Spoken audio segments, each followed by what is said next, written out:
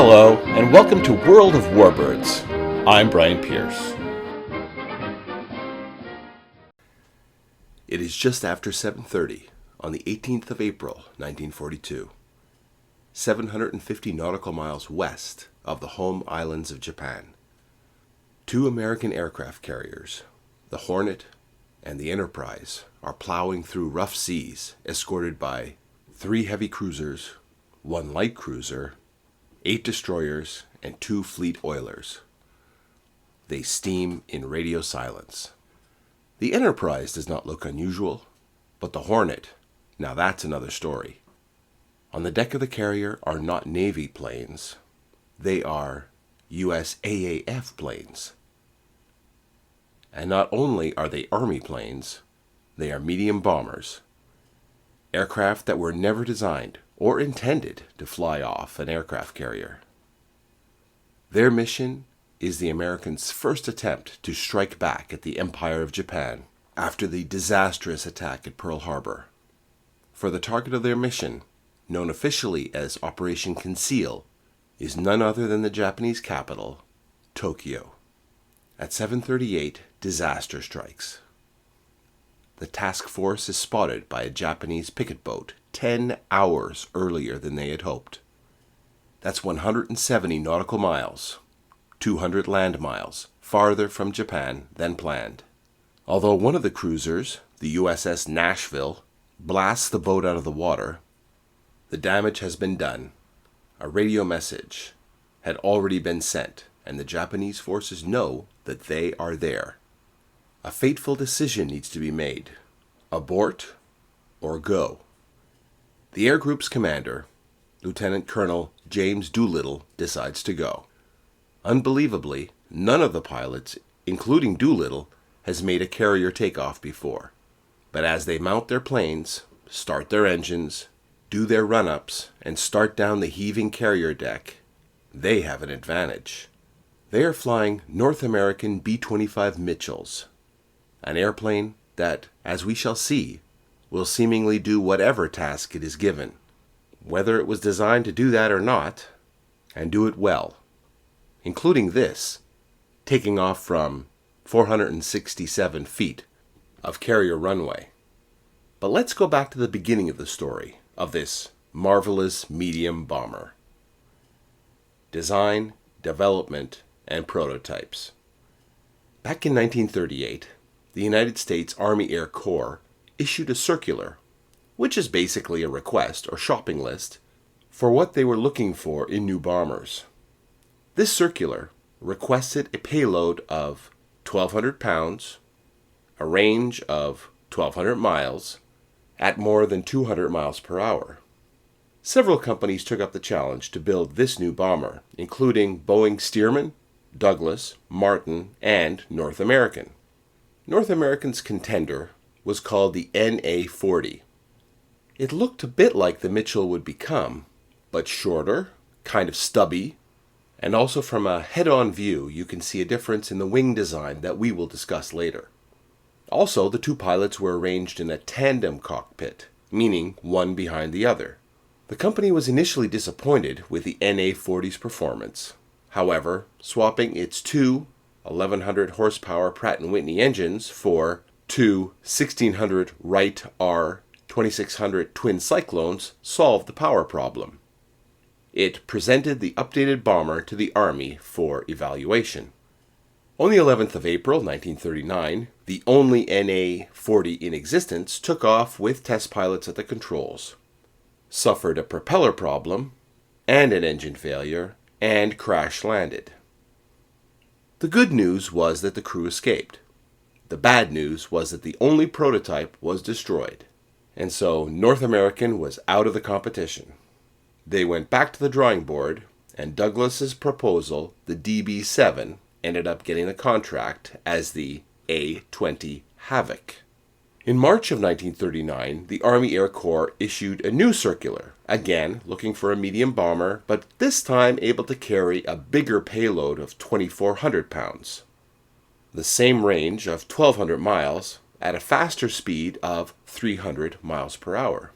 North America dusted off the design for the Na40 to work on plans for the experimental version of the Mitchell, which was known as the B25. Lee Atwood, who was North American's vice president and chief engineer, was in charge of the project. In order to meet the new requirements, the new airplane was made slightly bigger, with the wing area being 10 square feet larger, and the fuselage was stretched 6 feet longer. The new airplane was also heavier at 28,000 pounds, as compared to 20,000 pounds for the Na40. In order to fit the new increased bomb load required, the fuselage was widened, and the tandem cockpit was replaced by a side-by-side cockpit. The new aircraft was a twin-engined, medium-sized bomber with tricycle undercarriage and twin rudders. I've tried to find out the real rationale behind the twin-tail design, but even the Smithsonian's website says, to quote, "The origin of the distinctive twin vertical fin and rudder layout on the B-25 remains obscure, but may simply have been a designer's whim. Whatever the original intent, it made the Mitchell rock solid and controllable if an engine quit." End of quote. It also provided redundancy. If one rudder got shot up in combat, well, then there was always the other one. The bomber was to have a crew of 5, including a pilot, co-pilot, bombardier, radio navigator, and gunner. It was armed with 4 machine guns on flexible mounts. One .30 caliber in the nose, which could be installed on any of 3 ball and socket mounts in the nose, one which pointed straight ahead, and one on each side. Another .30 cal was mounted behind a plexiglass hatch cut into the upper rear fuselage. A third .30 cal had firing positions at each waist window and from a hole in the floor. There was a .50 cal machine gun in the extreme tail, mounted in an unusual-looking, streamlined, transparent canopy, where the tail gunner lay prone in this position to sight and fire his gun. The Army was impressed enough with the design that it purchased the plane off the drawing board, ordering 162 without even seeing a prototype. Another medium bomber, the Martin B-26 Marauder, was also ordered for the same contract in the same manner. The first 2 B-25s came off the production line and were sent for flight testing at Wright Field, Ohio. A problem was immediately encountered. The airplane had a stability problem, which was known as Dutch roll. There are several types of stability at play in an aircraft. Lateral stability is the tendency for the wings to return to level after being displaced. In the B-25, this was partially accomplished by the dihedral of the wings. Dihedral is the angle at which the wing slopes up to the wingtip from where it is attached to the fuselage. On these first B-25s, the dihedral was set at 3 degrees for the whole length of the wing.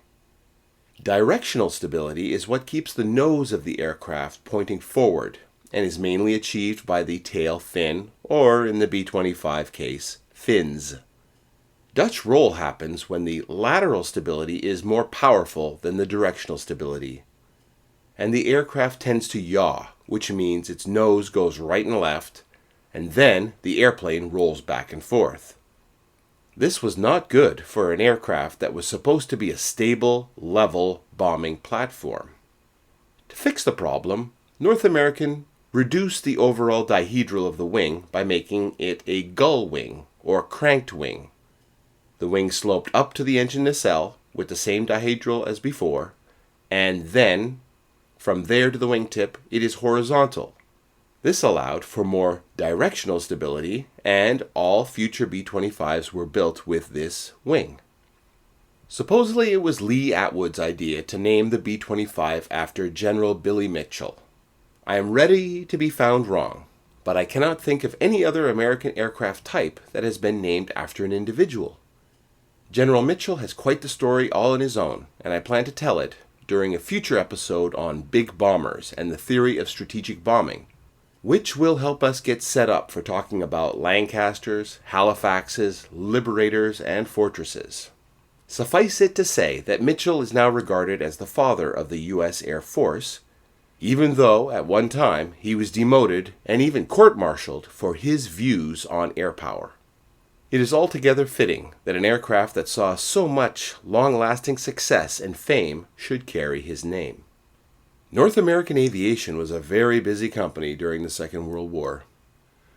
Not only were they producing the B-25, but they were also simultaneously building the single-engined T-6 trainers known as Texans in the United States, or Harvards in Commonwealth countries, and a fighter you may have heard of known as the P-51 Mustang.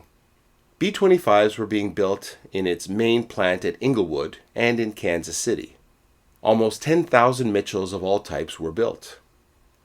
As I said at the start of this episode, the B-25 was one of those aircraft platforms that seemed to be able to welcome endless modifications.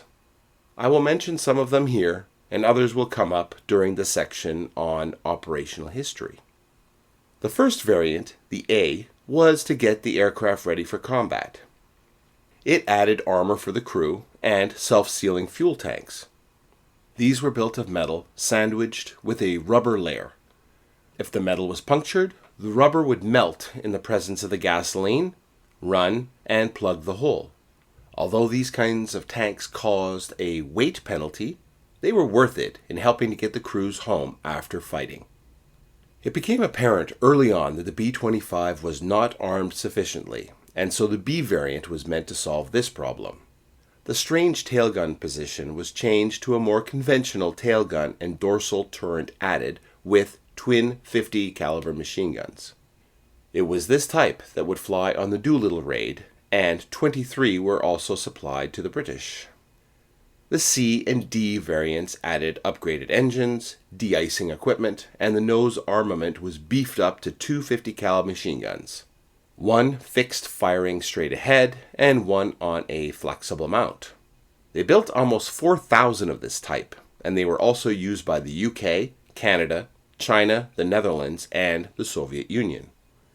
45 Mitchells were also set up for photographic reconnaissance. All of the armor, armament, and bombing equipment were omitted, and 3 K-17 cameras were installed. 4 were converted to weather reconnaissance, where they were especially useful on the North Atlantic ferry routes, where aircraft were being flown over to Europe. There were several gunship versions, which will be described in greater detail later, and there were even 2 executive VIP transport B-25s, used by Hap H. Arnold and Dwight D. Eisenhower. Didn't I tell you that this airplane would do whatever it was asked to do? In Part 2, we'll look at the operational history of the B-25, so be sure to come back for that.